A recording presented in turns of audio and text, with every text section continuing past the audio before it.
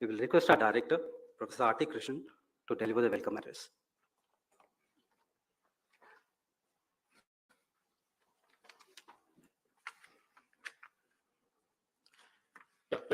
Good morning, all of you. It's indeed a great pleasure and privilege to welcome the Honorable External Affairs Minister, Dr. S Jaishankar, to IMB. Welcome, sir. Thank you for being with us this morning. I'll just give you a short introduction to Dr. Jaishankar. I think he's very well known, but it's still important to realize the extent and range of experience he has had over an eminently successful diplomatic career. So Dr. Jaishankar is India's External Affairs Minister since the 30th of May 2019. He is elected to the Rajya Sabha from the state of Gujarat. Prior to this, as I mentioned, he had a very successful career as a diplomat in the Indian Foreign Service. He was Foreign Secretary from 2015 to 18, Ambassador to the United States 2013 to 15, to China 2009 to 2013, and the Czech Republic 2003 to 2004. He was High Commissioner to Singapore 2007 to 2009. In fact, many of my friends in Singapore still recall his stint as High Commissioner there, even though it was more than, I think, 13, 14 years ago. He has also served in other diplomatic assignments in embassies in Moscow, Colombo, Budapest, and Tokyo, as well as in the Ministry of External Affairs and the President's Secretariat. In between retirement and becoming a minister, Dr. Jaishankar also had a short stint in the private sector as President Global Corporate Affairs at Tata Sons Private Limited from May 2018 to May 2019. Dr. Jaishankar is a graduate of St. Stephen's College at the University of Delhi. He has a master's in political science and an MPhil and PhD in international relations from JNU. He is a recipient of the Padma Shri in 2019 and has written a widely acclaimed best-selling book, The India Way, Strategies for an Uncertain World, which was published in 2020. In my own personal view, while our Prime Minister has a natural flair for external relations, which he has, I think, pioneered throughout his tenure since 2014, Dr. Jaishankar complements this beautifully by translating a lot of this into the idiom of contemporary international relations. Together, they have really reshaped India's foreign policy, and I'm delighted we have Dr. Jaishankar with us this morning. Thank you.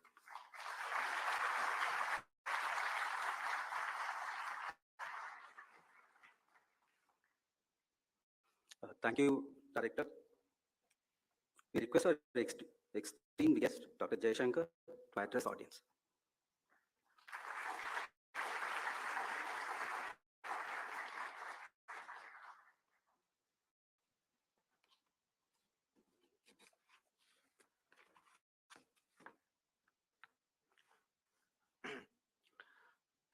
Director Professor Krishna, Dr. Devi Shetty, students and faculty, dear friends. Let me first of all say what a great pleasure it is to be here today with all of you, to meet you. I look forward to my interaction, and I promise I will only say enough to make sure that the interaction is as intensive as possible. When I look at all of you, actually, in many ways, I envy you. It's not the envy only of a 60-something person for a 20-something person. It is also really a sense of looking at people who have their life in front of them, who have prospects which, my generation could have only dreamt of. And also, in many ways, I think what you are preparing yourself for is something which has always interested me. I think, as you heard from the director, since my education was in a very different stream, after a career in diplomacy, I thought I should also try and get some kind of management degree and think of the Tata Sons 1 year as a crash course in applied management. I assure you, I'm still absorbing and learning a lot of what I went through out there, and there couldn't have been a better experience than that. But today, I wanted to share with you really a sense of what is happening in the country from my perspective obviously as a foreign minister, but as actually a minister who sits in a council of ministers who has a broader overview of what is happening in the country. So very consciously, I decided rather than speak about a subject which would be natural to me, foreign policy, to talk about something which is still has a very strong foreign policy element, but which is in many ways bigger than that, which is why the topic I picked was Atmanirbhar Bharat. I don't know how many of you realize it, but you are all actually living today in the middle of a revolution. And possibly the reason why you don't think of it as a revolution is that it is happening democratically, it is happening every day, it is happening in multiple ways.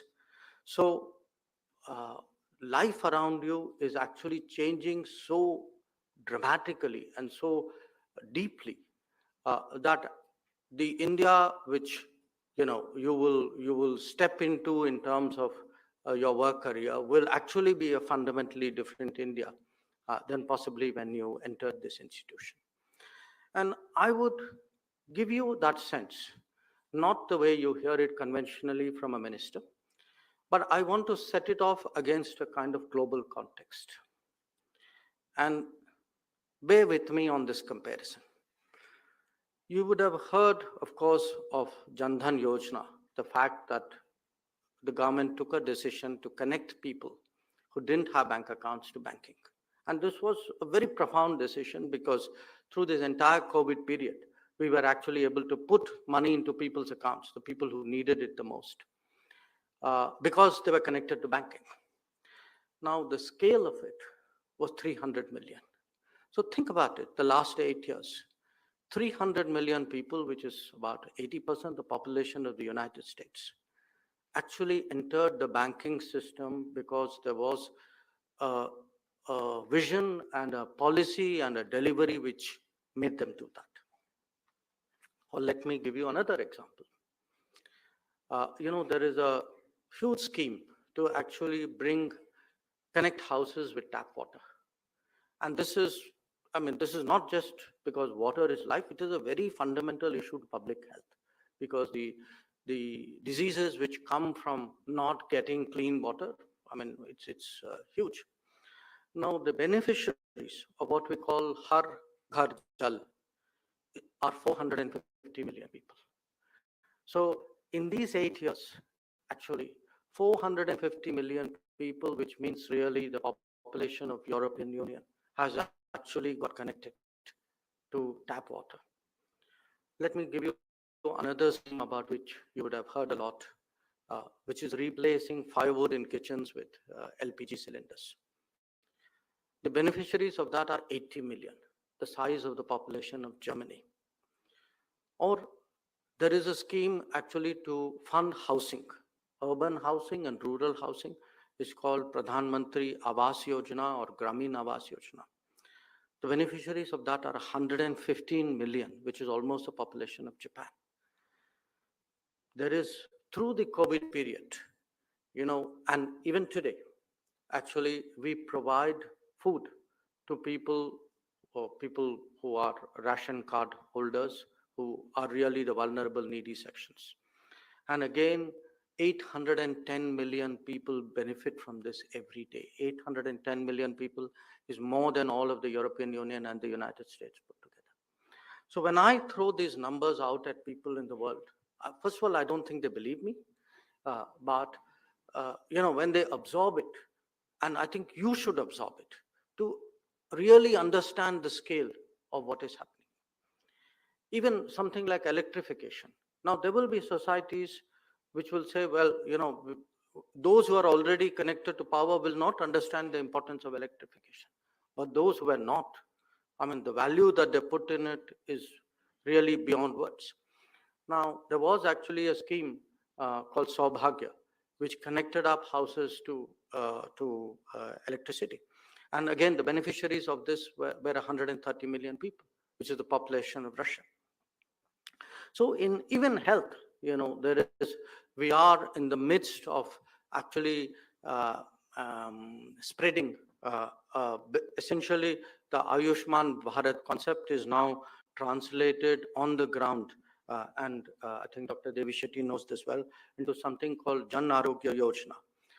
The beneficiaries so far, and it's still, it's still to hit its full stride, are 170 million people, which is, I'd say, 125% the population of Mexico. So why I'm giving you these numbers is you are actually in the midst of an India which is undergoing an enormous socio-economic change. That we are actually creating a social security, a social safety net, which will it will raise the bottom lines of our society, so that what is really the basic expectation of people has actually gone to an altogether different level. And why it will impact all of you is that our success as a government in doing this and as a society in doing it will mean an India with very different capabilities, very different skills, very different demand, very different aspirations, and obviously very different business. So the reason, we've just as a government completed 8 years. So the reason why I wanted really to get this message of the change and link it to Atmanirbhar Bharat is there is today a very different India in the making. Many of us see from our vantage points one part of the solution or one part of the puzzle. But I would encourage you really to take a holistic view, because at the end of the day, if you want to understand your, where your own country, where your own society is going and what your prospects are, that understanding is something which is very fundamental. So what is actually Atmanirbhar Bharat? In many ways, it is a better enabled India. And some of what I said, a more electrified India, more health access to India, better fed India, a better, healthier India, all of it is there. But it is also literally, of course, a more self-reliant India. And if you are more self-reliant, obviously a more self-confident India. I also want to tell you what it is not, because often the debate mutates in the wrong direction. It is not a more protectionist India. So when it comes to economic activities, when we send out the message of make in India, we mean it. We mean make in India, but we mean make with the world, and we mean make for the world. So I want you to be very clear, this country is actually focused today on getting more strengths, not with the purposes of creating walls between the country and the world, but indeed for engaging the world on better and more productive terms. Of course, the flowing from all of that is really a question. When you say make in India, is by whom in India, make what in India, and make at what cost in India. And those are some of the important economic debates, policy debates, as well as public debates that we are today engaged in. Now, the underpinning of the Atmanirbhar Outlook is really, in a way, probably the best way I can describe it is that it's very people-centric. It's very people-centric in the sense it understands that the basic resource of this country are people. And that if we can actually raise the quality of our human resources, that is really the potential which needs to be realized, which needs to be really brought into play if you have to change our prospects. So, the game changer in India is our natural resources are actually all of you. It's the people. And in a way, I'm being self-critical here, self-critical in a historical sense, in a governance sense, not in a political sense necessarily. That is also where we have come up short. That if I were to compare, the last 70, 80 years, with other parts of the world. And I'm a person who's lived in China, who's lived in Japan, who's lived in Singapore, who's traveled extensively, pretty much to every country in Asia. I've seen such transformations in Asia and often wondered to myself why some of those choices were not taken. And the answers are not those easy answers, which sometimes you may hear that, we were more democratic and they were less democratic, because as we have seen in the last 8 years, democracy is not an impediment to change. Democracy is a different way of actually realizing the change, maybe some harder, more patient, more persevering way. But the idea that somewhere democracy could not deliver, or if there were shortcomings, it was due to democracy, I think is a fundamentally challengeable idea. In fact, today, on the contrary, I would argue the last 8 years have shown that democracy can deliver. But the fact is, if you take literacy, if you take health, if you take housing, if you take gender, if you take skills, if you take manufacturing, on all of this, compared to Southeast Asia and East Asia, we have not done that well, and I think we must accept that with an open mind and then try to correct ourselves. And I think today a lot of what is happening in the country is really the correction which has come with that realization. A second part of Atmanirbhar Bharat, of course, is to take what is in your mind and actually deliver it on the ground. And let me tell you, that's much harder than any of you think. If the numbers that I threw at you, the 450 million, the 300 million, the 180 million, if that is happening today, you also have to understand there's an enormous governance change. That ability for last mile delivery has always been our weakness. There was that famous phrase of a prime minister that of the 100 rupees that leaves Delhi, 85 rupees doesn't reach the beneficiary. That is really a last mile delivery problem. It is actually a problem of the transmission system. That why is there so much leakage? And in fact, there are estimates today that even in terms of I would say the non-entitled beneficiary, which is a polite way of calling fraud, actually was 90 million people. That 90 million people who were drawing benefits under various schemes, who, when you applied the right metrics and the right systems, you discovered that these were actually people who shouldn't be doing it. So what has made this possible? One, of course, is a vision, a will, a change in governance attitude. But all of this is actually possible because today of the application of technology, especially digital technology.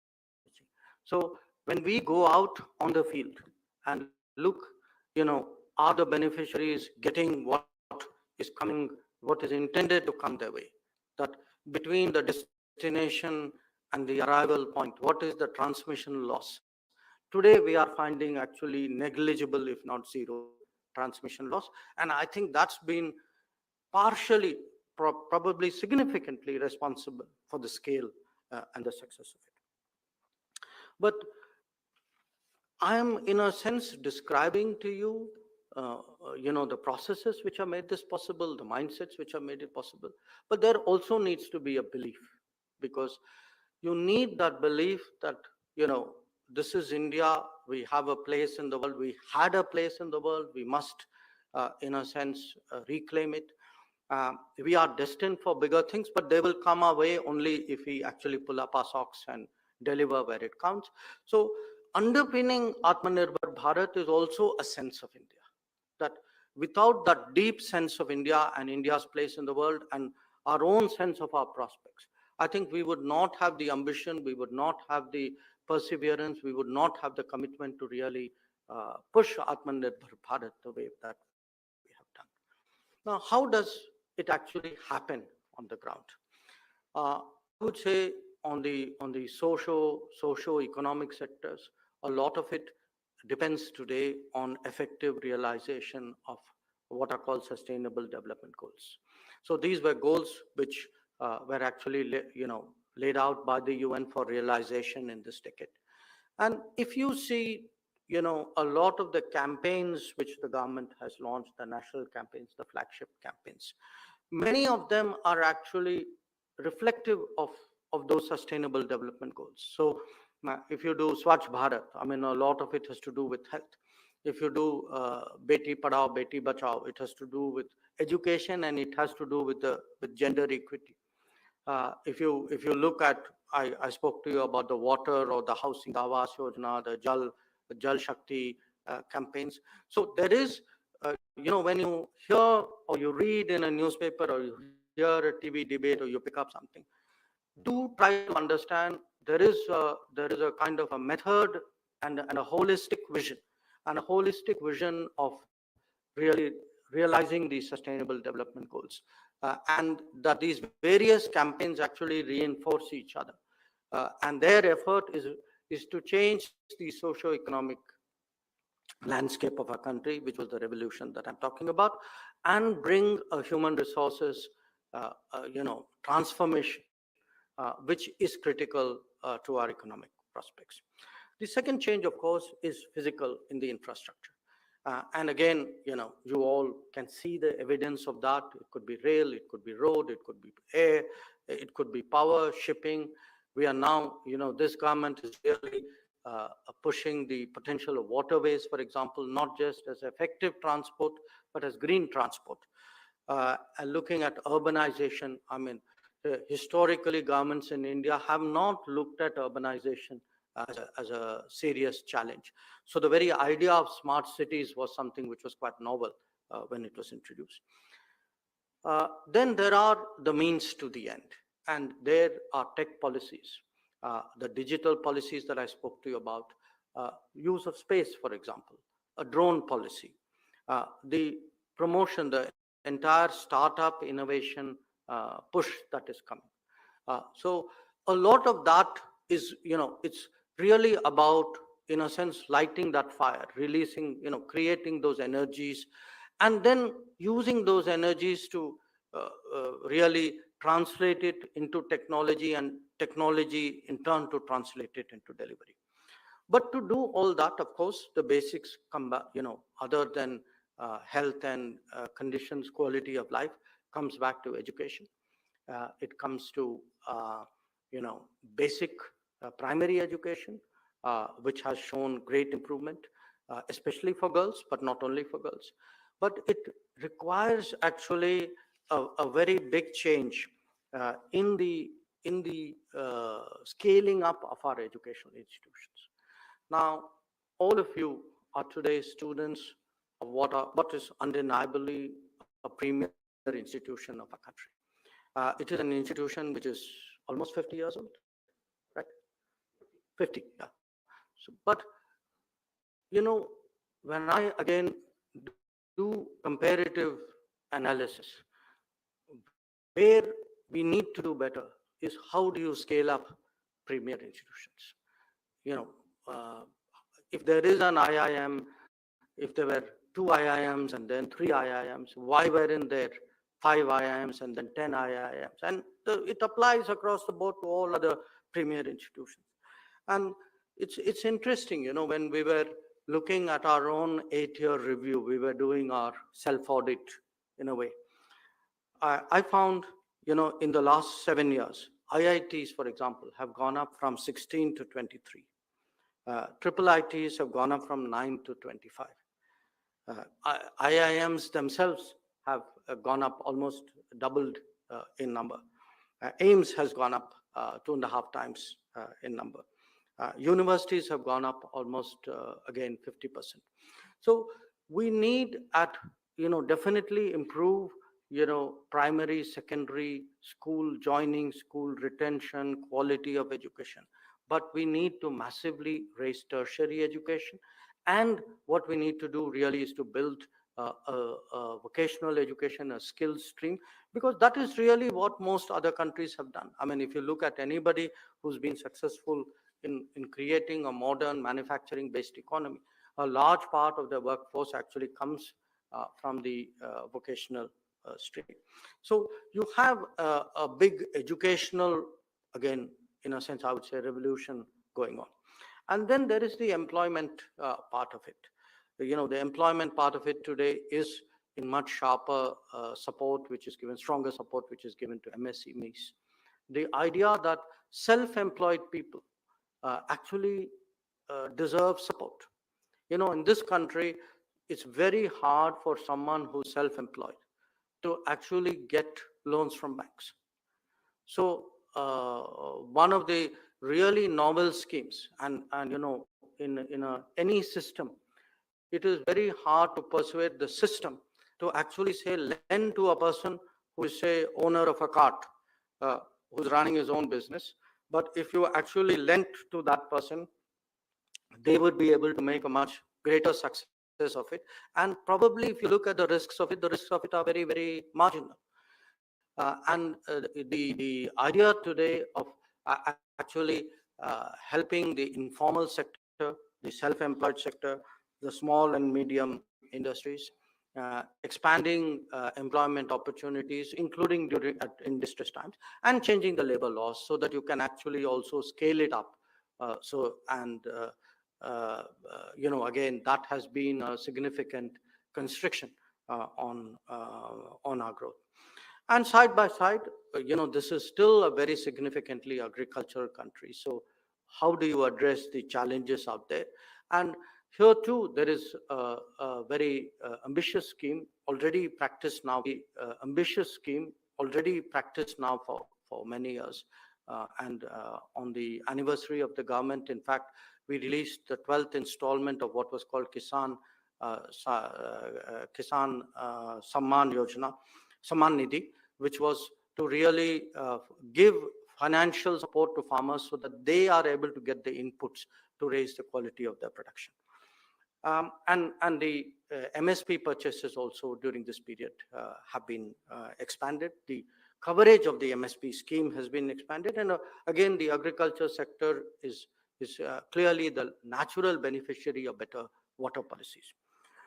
So the picture I'm presenting to you, starting off with the outcomes of recent years, is really that sense of change which we in the government, in partnership with society, because we are acutely conscious that it is not something that can be done as a command. It has to have a buy-in, it has to have a narrative, it has to have enthusiasm, it has to have at a very, very basic level the activities of people to make it successful. Now, when you do something like this, it is not unnatural that you will encounter some challenge, a black swan that you have, by definition, in black swan not thought of. And in this tenure, of course, for us, the black swan was COVID. But here too, I want to, the pain and the problems of COVID, everybody knows. Many of us have seen it as personal stories. We have seen it around us in very difficult conditions. But I want you for a moment to reflect at outcomes and happenings in this COVID period, which may not have been predestined. Ask yourself, suppose that had not happened. And I give you the three big things which actually helped us to mitigate and reach the stage we have today. The idea that we could do Make in India vaccines on a massive scale. The idea that we could actually even do Invent in India vaccines. And between Make in India and Invent in India, that ensured that our turn in the international vaccine queue was not at the end of the queue, but somewhere very, very early in the queue. Not just early for us, we actually also, some of the benefits went to people with whom we shared vaccine.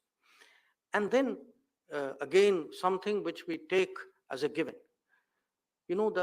There are still countries today, when I travel around in the world, who marvel at the fact that we have actually managed to do 2 billion shots. 2 billion, I went when they opened up travel to America in 2021. And my son lives in America. And I asked him saying, we were going to a restaurant and they wanted to see our COVID certificate, vaccine certificate. So I showed them my phone. My son from his wallet produced a paper which was folded in thing and said, okay, this is my certificate. And, I looked at his paper and I asked myself, okay, this is where they are and this is, but now they moved on, okay? So today, but the idea, for me, I mean, there were two great experiences. I mean, one was the idea of vaccine. The other was actually getting it done. The whole idea of the COVID platform, that each one of you, like me, got on your phone that you go to this place on this date and you get this done. Now, you must understand, this is not the case with much of the world. That in much of the world, people went, even in developed countries, people went on their own to various places, got their slip of paper written, which eventually translated into a database. But this organized digital platform, which actually saw you through the entire vaccination process, to me, that's a huge marvel. And it's a marvel today. It's a testimony to how digitized we are, that none of us actually thinks it's a great wonder. We actually think it's completely normal. We actually think it's completely normal because in the last decade, it's a testimony really to how much digitization has entered our lives. So the COVID experience for me was very revealing. And I see that as actually very instructive, that if we could deal with a challenge of this magnitude in that way, then if we were to apply that same mindset to the perennial challenges, and in that sense, the numbers that I'm throwing at you in housing and water and farmer support is actually the same processes, the same mindset is actually at work out there. The other issue which I wanted to touch on you, because it's again something which a business school will naturally be looking at, is the phenomenon of globalization. Now, for a long time, we were all brought up, I want to say almost indoctrinated to believe that globalization is a unmixed blessing. It is, all the solutions of the world are there. There will be comparative efficiencies which will make themselves felt. Everybody would be happy. The goods will be available at a cheaper rate. So, it's all moving towards a, if not happy ending, at least a happier existence. Now, the reality, the COVID taught us, was actually the problems of when you are not Atmanirbhar, when you are dependent on your basics on sources which are beyond your national control, which in times of crisis or which in times of their choosing can cut you off at will. And, when COVID unfolded in 2020, obviously, as a foreign minister and in my own ministry, our primary task, through 20 and 21, a lot of our time went into how to use our international relationships to help, to contribute to the COVID effort. So we were, in a sense, a big procurement or a big facilitative agency for the government to actually get materials from outside. And, what a revelation it was, that there were only 2 companies in India which were making N95 masks, and even that they were importing the valves from outside. That there were only 2 companies in India which were making ventilators, and even that not wholly in India. That for basic drugs, our API sources were outside the country. So it brought home both the concern that at times of stress, we were utterly vulnerable to other people's decisions and choices. But it also brought home the deeper worry that that vulnerability can be weaponized against us. So, and in that sense, it's actually not being Atmanirbhar becomes a kind of national security vulnerability for us.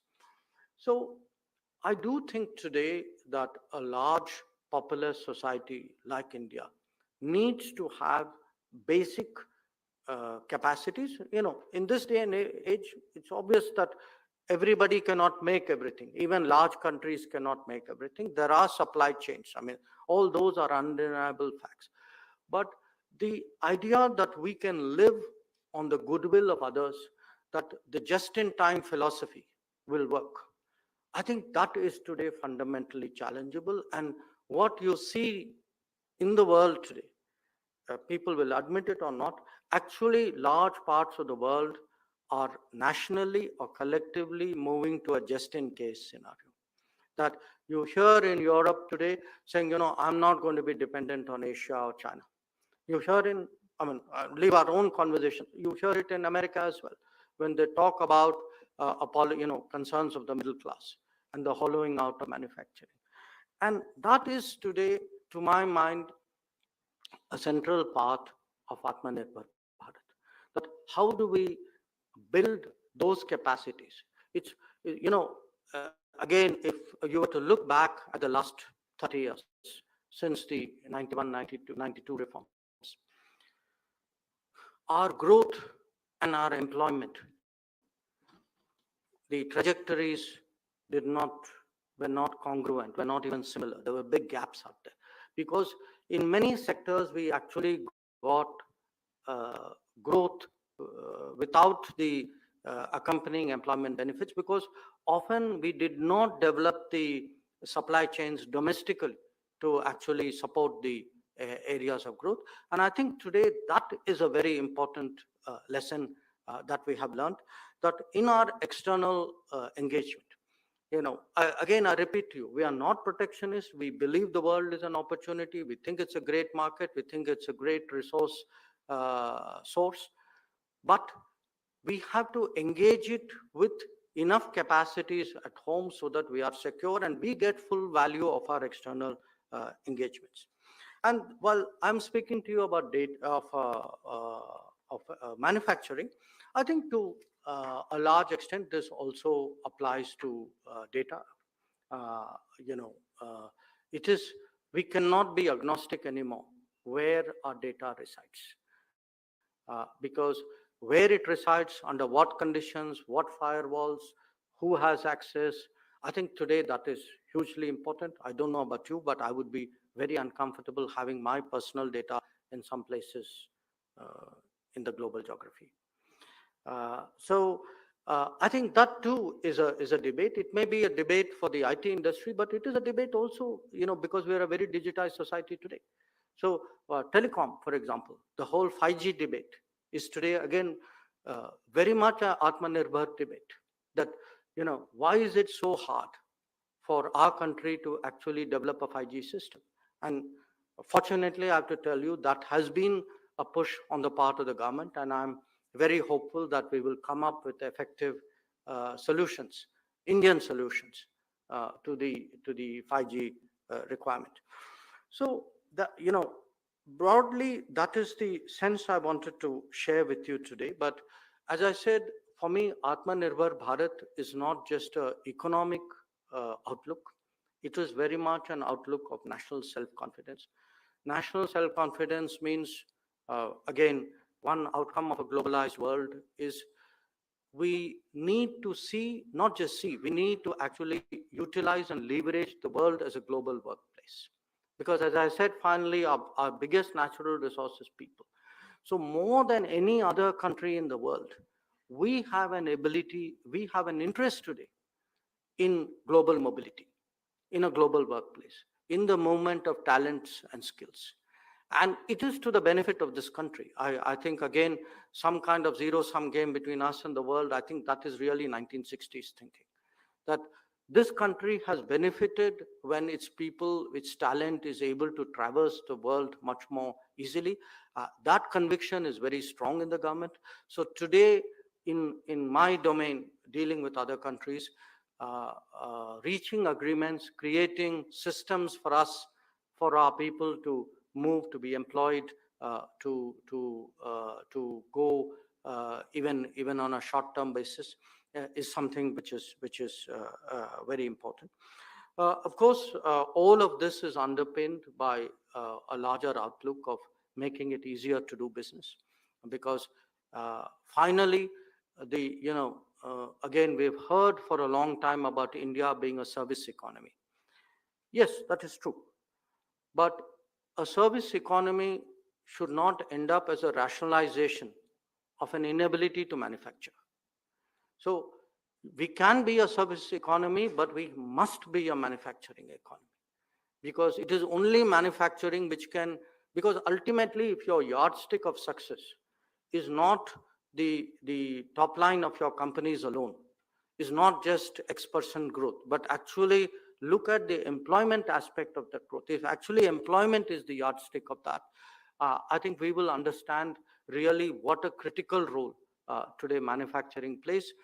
And in fact, that is again, I would count among the big initiatives of this government, that there is an initiative called production linked incentive, which has catalyzed manufacturing. I mean, I was last week visiting the Czech Republic. Now, it's not a place where people perhaps go very frequently. I went there, I had work, but also I served as ambassador. And, it was for me very revealing. Our trade today with the Czech Republic was $2 billion. Okay, it was about 1/10 that when I was ambassador. But when I asked the ambassador, saying, okay, what's the biggest item in trade? The biggest item in trade were actually smartphone exports from India to the Czech Republic. Now, that is not something you would have associated naturally with India 5 years ago, and certainly not going to Europe. So I'm citing that to you as evidence. I mean, it's not an outlier. I mean, if you look at our trade again, we are one of the few countries who have not only gone back to where we were pre-COVID, we have actually gone way beyond that. In fact, in the year which has just ended, our exports are the highest that we have ever had. And the reason for that is not just pent-up demand in the world, because the pent-up demand need not have come our way. The pent-up demand could have been picked up by others. The reason is actually we are becoming a more competitive society. We are becoming a more enabled society. Our manufacturing capacities are rising. Our easier to do business is actually kicking in. So my therefore message to you all is, there is actually a world waiting out there. There is a world waiting out there, both in the sense of when you leave the campus, but also a world waiting out there, literally a world beyond India. The one, I would say, error you should not make, which was the error of my generation, don't benchmark yourself against your own past. Because a lot of us went through 25 years saying, we did 25 years, 30 years now of reform, and we are so much better than we were in the pre-reform period. That should not be our baseline, because the changes that I have laid before you, when Prime Minister Modi talks about a new India, that new India will have a baseline which is completely different from what there was before. So your own benchmark should be far more ambitious. It should be really, in many ways, capture the possibilities that have opened up. Do understand that a large part of the world actually welcomes us, that they want to see multiple engines of growth. They want to see democratic societies succeed economically. They want to see really trust and transparency when it comes to data. They want to see resilience and reliability when it comes to supply chain. And we are today a significant part of the global solution, provided we rise to the challenge. It is not something that will, we can't persist in our old ways and say, we are 20% of humanity and the world will come to us. The world's a very tough place. It is very, very clinical about the choices it makes. You have to earn your place in the world, and you will earn your place only if you are able to bring about those kind of sweeping changes that I have talked about. And we need to engage the world. We must see ourselves as more of a player, more of a contributor. It is not our karma just to be a market for other countries. And as I said, you're all going into the business world, but I see today, maybe I would not have said this to you so sharply 3 years ago, but certainly my takeaway from my 3 years political experience, I actually see business more and more as employment creators. That the social impact of business is huge in this country.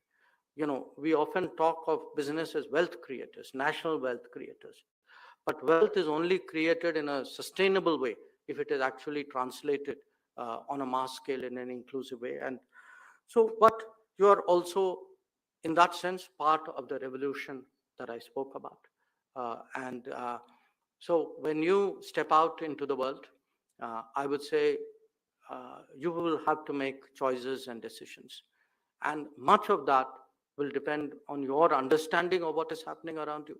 And you will have to decide whether you want to be incremental and you want to do what was done before, maybe a little bit more. In that sense, you want to be part of the past, or whether you want to really be bolder, you want to be part of the future. In that sense, a part of New India. So thank you very much once again for your attention, and I'd be happy to respond to any concerns or questions you may have.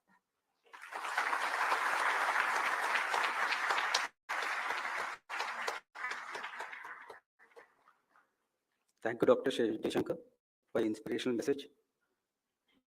We have reduced the question and answer session. The question and answer session will be moderated by Professor Saurabh Mukherjee. Thank you, Dr. Jaishankar. These are a set of questions that we have curated from the students from the various programs, and they are all present, I guess most of them, in the audience. Some of them were about Atmanirbhar Bharat, but listening to you, I think you have clarified most of the stuff, so I'm not going to ask those questions. Rest are about the foreign policy. So the elephant in the room, India and China. Now there are three sets of questions that has come between India and China relationship. The first one is that we are dependent on China for a lot of stuff, and at the same time there are border skirmishes. So how do you deal with that? That's one. Related to it also is the question about rare earth elements that China seems to be already controlling a lot of that resource. So what should be India's strategy around that? And finally, can India be a real alternative for the rest of the world to China? So what are we doing about it? So these are the three sets of questions I could gather from the various things that have been raised by the students. So the first question, we have dependencies on China, and how do you handle the dependencies when your relationship is very frictional? In a way, dependencies are very interesting because the customer is obviously vulnerable, but the supplier also needs the customer.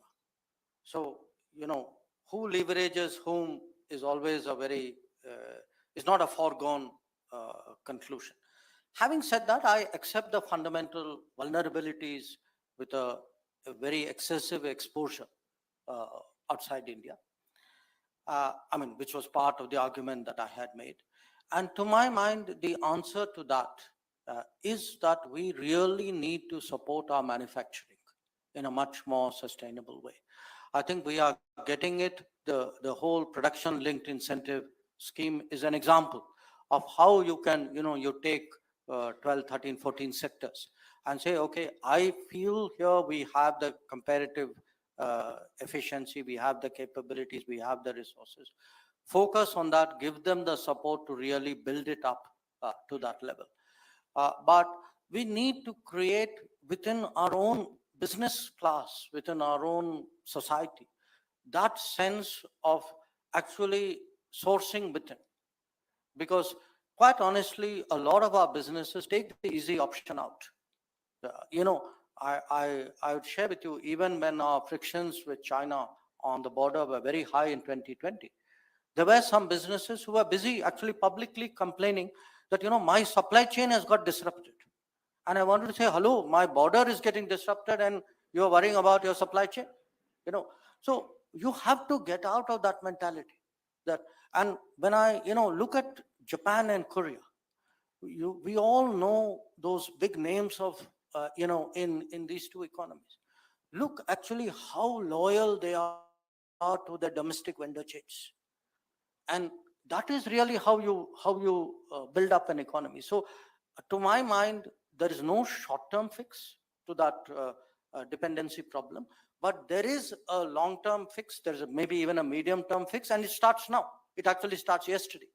So until everybody can grumble saying I'm dependent. My answer is, so what are you doing about it? And the government is today doing something about it. It is supporting MS. If you again leave it to the, leave it to the market. I mean, I'm a pro-market person, but never fall for market fundamentalism. Market doesn't take care of a lot of issues. So MSMEs, it's like society. You can't leave the vulnerable to the mercies of God and rain.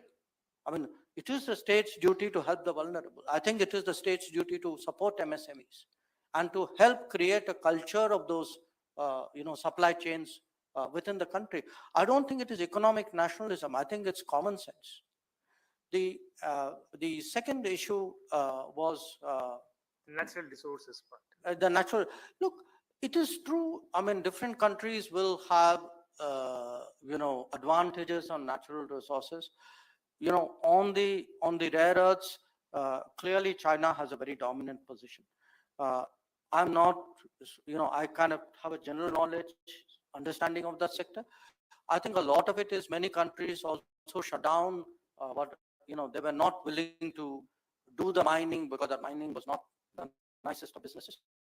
So what happens in a market is if the market comes under stress, people will look at options which they may not have looked at when the market was not under stress. So it is possible that more sources may come. But again, look, it doesn't benefit the Chinese to sit on a heap of rare earths and monopolize it, because after all, they also have an interest in the world economy. I mean, China is today the nation which trades the most. So a trading nation, actually, as they say, you have the lender has a vested interest in the health of the customer, the person borrower as well, or the customer in this case. So I think that perhaps is more exaggerated. It is not without basis, but it is perhaps sharper than it should be. And you had a third one. Third one was, can India be a genuine alternative to the rest of the world compared to China? I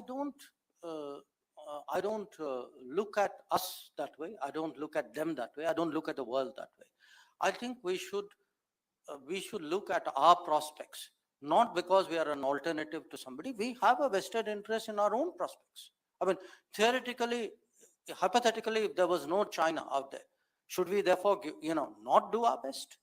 So I think we need to primarily do what we have to do for ourselves. Now, we also, need, even again, I said this for our own reasons, to show that democratic alternatives deliver. I'm not doing it because there's a China out there. I'm doing it to actually validate Indian democracy and validate my choice. I made that choice in 1947 to go a certain way. I want to validate that choice. So this is to my mind, a kind of a false contrast which is presented. And there will be areas where they will play to their strengths. There will be areas we will play to our strengths. But I do see, again, from the perspective of a foreign minister, I think today we have significant tailwinds. That if you look, especially post-COVID, if you look post-COVID, there is a great interest in the world in decentralizing in manufacturing, in having multiple centers, in having more resilient, more reliable supply chains. When it comes to data, as I said, trust and transparency is very. So I think there are possibilities out there which would be very natural to us, but we have to work hard to capture them. Thank you, sir. The next question is, let me read out this. Our PhD student Shubham has said that, we need to buy oil from Gulf as India. We are dependent on Russia for weapons, and our largest community is in the USA, and they're fighting among themselves.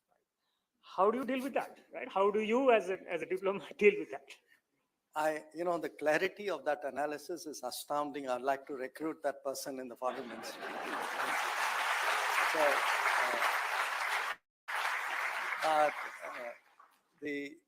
But joking apart, look, that is what our business is, which is, in a way, you have multiple interests, multiple sources, often contradictory, sometimes conflicting. And how do you actually manage different accounts and different relationships with the best possible outcome? I mean, that is the essence of really of what diplomacy is. And since it was put so sharply and graphically, I can say it is not always very easy, which is why it takes many of us so many years to sort of get to grips with it. But that is the state of the world, and I would say there are countries which made much more clean-cut choices, who have very clearly, let us say, joined an alliance, signed a treaty, taken clear sides. For them, some of these dilemmas or the complexity of those dilemmas are less. In our case, because a country of our size necessarily, to my view, has to choose an independent path. We will, we have taken, it's very interesting, we have taken the most complex route domestically. We have taken the most complex route internationally. But I think we have it is within us to actually realize both. So the shortest path or the easiest path is not always the best path. I think you have to take what is the most natural path to depending on our DNA or our makeup. And domestically, I cannot conceive we could have taken any path other than democracy. Just like I cannot conceive abroad that we could have taken any path other than having an independent posture, and it will come with those dilemmas. So if you watch me, pirouette around and do this and do that and manage this and manage that, that's the exercise which comes with it. Thank you, sir. There are certain concerns being raised about the current Russia-Ukraine conflict. So students want to get a view about what is your sense? I mean, how much disruption? There are multinational enterprises which are shutting down operations in Russia. So what is the sense you are getting? Well, we live in an era where obviously conflict, serious conflict, is very disruptive. It's something which really nobody really wants. Nobody really wants, both because of the destruction, the death, destruction, damage of the conflict itself, and the second order, third order consequences of that. Because of that, and really for us today, you can see in your lives what the consequences of this have been. Fuel prices are up. In fact, not only is the crude oil up, even cooking oil is up, because we used to import a lot of it from Ukraine. And at the moment Ukraine shut down as a source, and Russia, there were restrictions on Russia. You had food, the wheat exports from there plummeted. Cooking oil was another example. There are other areas, you can see it in the steel industry, in commodities market.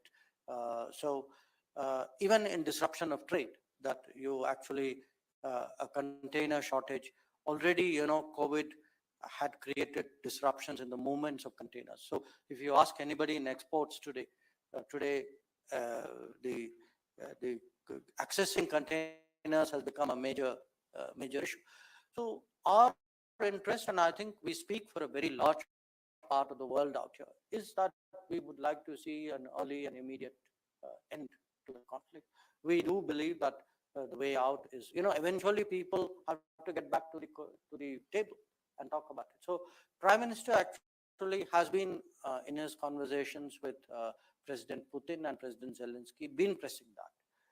And as I said, we hear a very large number of countries actually feel like us. Not all of them necessarily have the ability to speak out, but we do think that the current conflict is not helping either of the parties or frankly the rest of the world. We are seeing a lot of these regional blocks happening, and India themselves also walked out of an RCEP and stuff. So there's a bunch of questions saying that, do you think this is the way to go for in the world, or how are you viewing this regional blocks versus a globalized world? You know, we didn't walk out of the RCEP, we didn't enter the RCEP. Okay. So it sounds slightly better when you say that. Again, look, I was there when in Bangkok when the Prime Minister made the decision, and the decision was made in October of 2019. It's now almost 3 years. If I were to do it again, I would do it with even greater certainty than I did it then. And the reason was, we looked at what was on offer. I think what was on offer would not have helped our economic prospects. I think the terms we negotiated very hard. But when you have 16 countries negotiating, you don't always end up in the outcome doesn't end up necessarily where you want it to.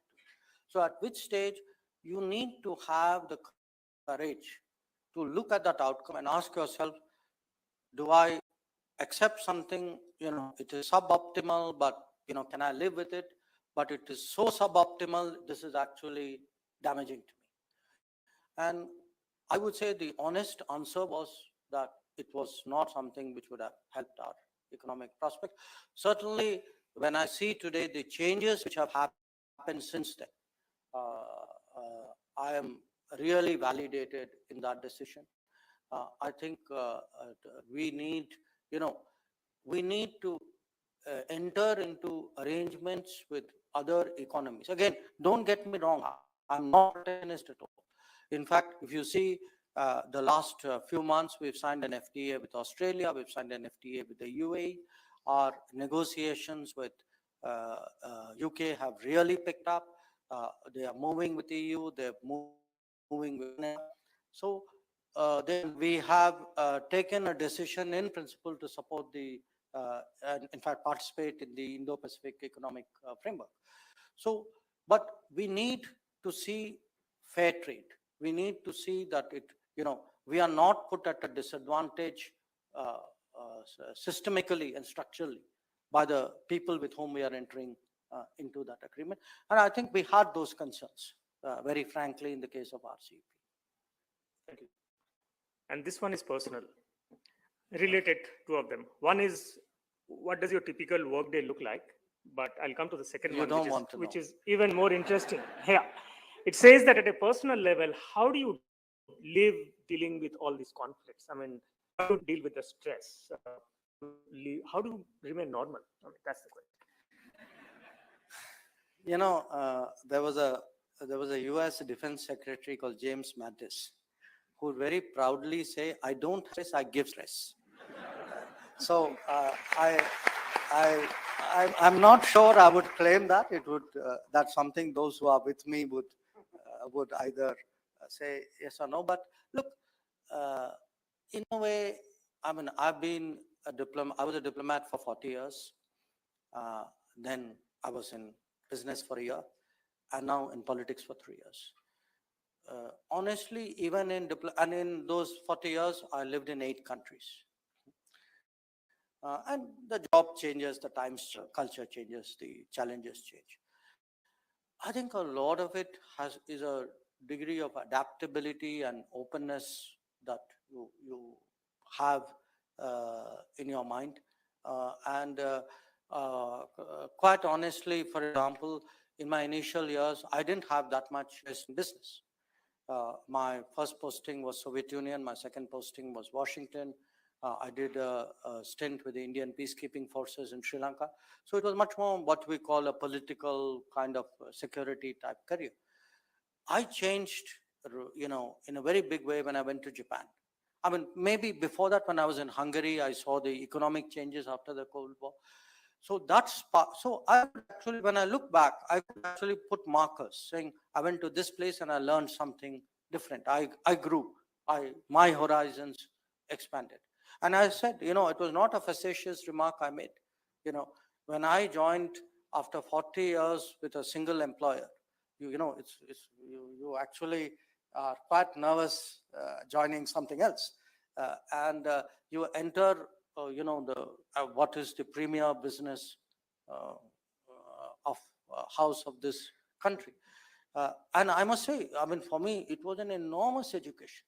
I mean, there was no meeting for which I was not a willing participant, because you actually soak in knowledge about that sector and judgments which would happen.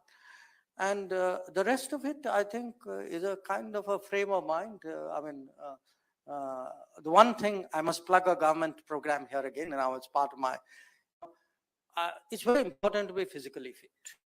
So this Fit India, Khelo India, let me plug it very strongly with all you guys.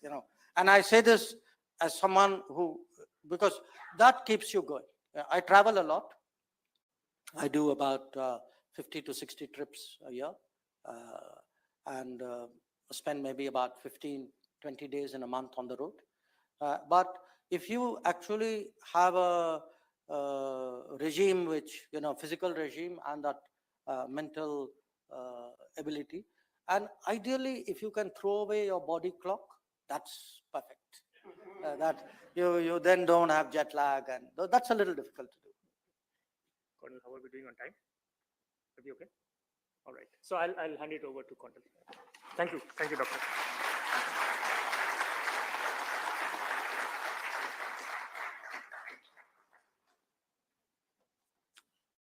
Thank you, Professor Saurabh. We will request our chairperson, Board of Governors, IIM Bangalore, Dr. Devi Shetty, to address the audience.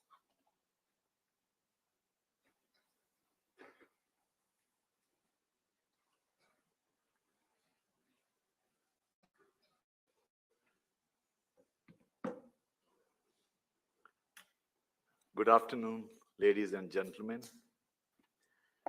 I would like to compliment our Honorable Minister of External Affairs for doing a phenomenal job at the most challenging times. Talking about Atmanirbhar Bharat, I would like to narrate a very fascinating startup story which has a major impact, which will have a major impact on India. It's a very short story, and the rest of the world. IIT Kanpur, around a year ago, decided to build one of the most complex machines ever by man. And they finally decided to build an artificial heart. Now, why artificial heart? Because artificial heart can help to save millions of lives, and you may not know it costs about 1 crore rupees. And we were implanting last 12 years, people are very enough with the artificial heart. And there is only one company in the world making it. And there are 1 or 2 other companies which are irrelevant. But what's fascinating is the way they went about building it. IIT Kanpur was very clear from the very beginning that their faculty can't build it, but they have the knowledge and wisdom to be mentoring other startup entrepreneurs to build it. First thing they did was to identify from the alumni circle who are the people who actually built this artificial heart in US or Europe. And they chose them to mentor this product. Second thing they did was to tie up with all the largest heart hospitals of India to partner with IIT Kanpur to guide them, mentor them, and evaluate the product when it is ready, and eventually buy it when it is required. So they seal the deal with the buyers. So when the product is ready, they don't need to have a marketing team, because every leading heart hospital in the country thinks it is my heart I have developed with them. No startup in the world can do this. Any startup, irrespective of their deep pocket, if they come to us to sign an agreement, to use a product before it is developed. There is no way a hospital will do that. Why we did it? It's because it's a IIT Kanpur incubated company. And that is the power they have as an institution of national eminence.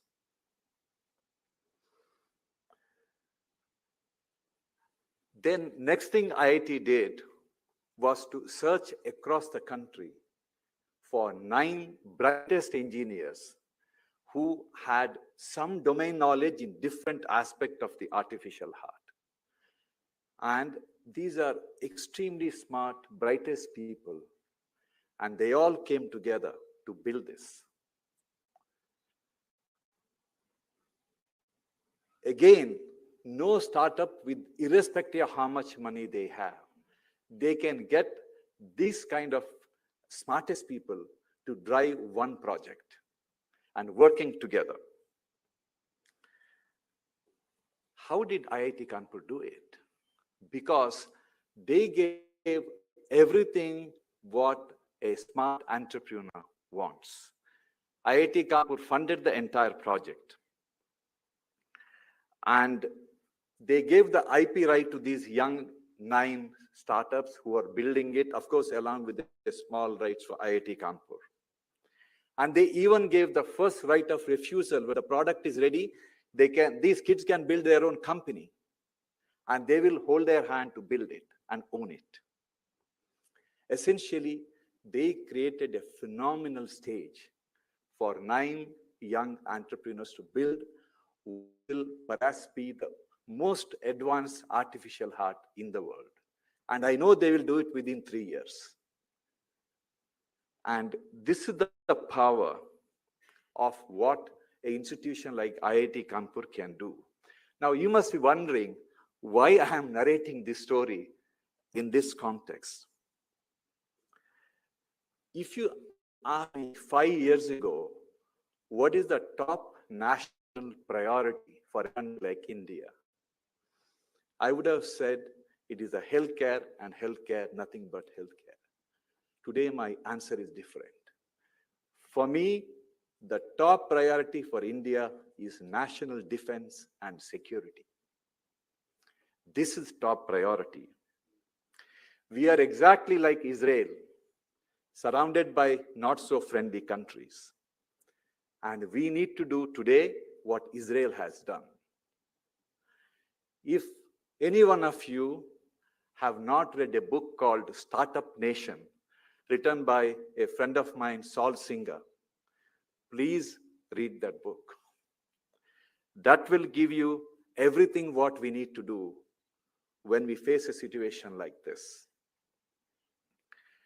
India is blessed with the 24 IITs, 5 institutions like Indian Institute of Sciences. Our government should identify the product required for the warfare.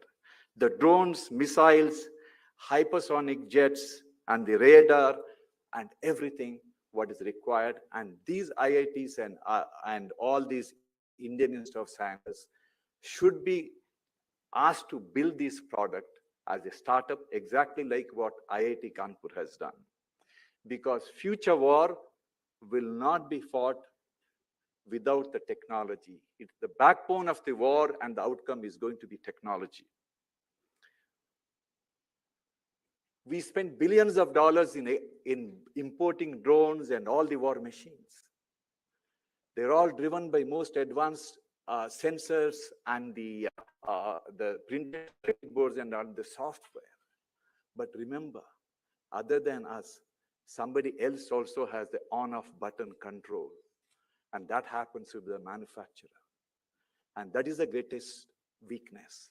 Every equipment required for the war has to be built by our own country. Before the Silicon Valley, what it became, everything happened with one startup called PayPal in Silicon Valley, promoted by Elon Musk and Peter Thiel, along with a handful of their friends. Eventually, every big startup which changed the world happened because of the PayPal mafia. This happened with one startup.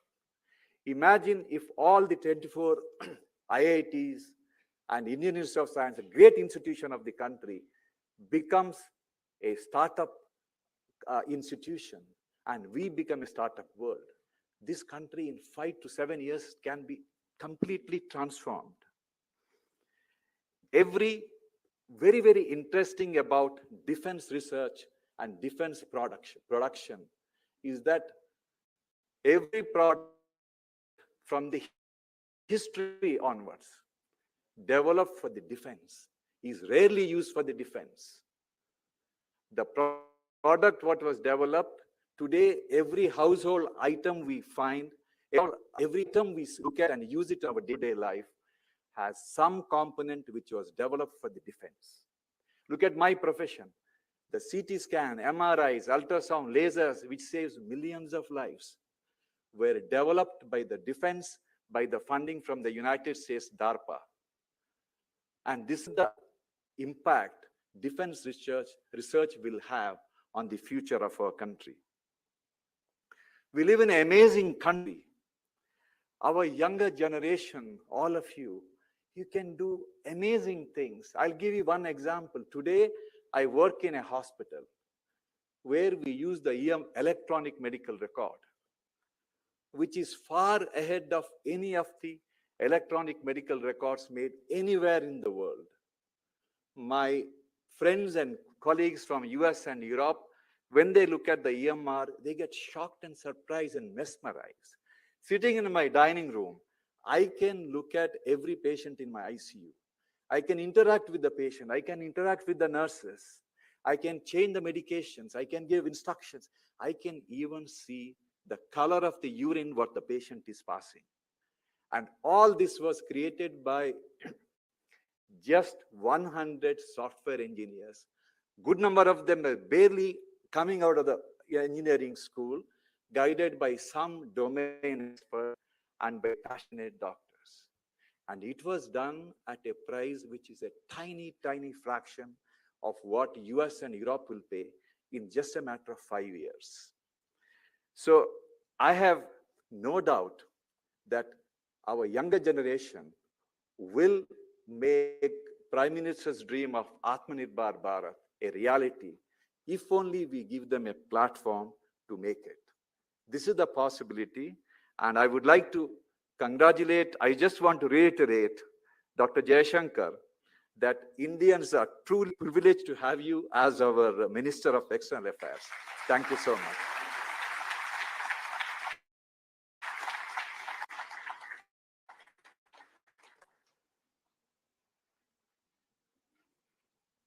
Vote of thanks. Honorable External Affairs Minister, Dr. S Jaishankar, Chairperson Board of Governors, Dr. Devi Shetty, Director IIM Bangalore, Professor R.T. Krishnan, our most valued guests, ladies and gentlemen, and dear students. It's my privilege to propose a vote of thanks on this occasion. I, on behalf of the entire faculty, staff, and students of IIM Bangalore, on my own behalf, extend a very hearty vote of thanks to Honorable External Affairs Minister, Dr. S Jaishankar, for taking his time off from his busy schedule and visiting IIM Bangalore to interact with the faculty, staff, and students. A big thank you to our chairperson, Dr. Board of Governors, IIM Bangalore, Dr. Devi Shetty, for being present amongst us on this memorable occasion. I would also like to thank our director, Professor R.T. Krishnan, for his valuable time and guidance, and all the faculty and staff for their time and effort to make this event a success. I would also like to thank all the students who enthusiastically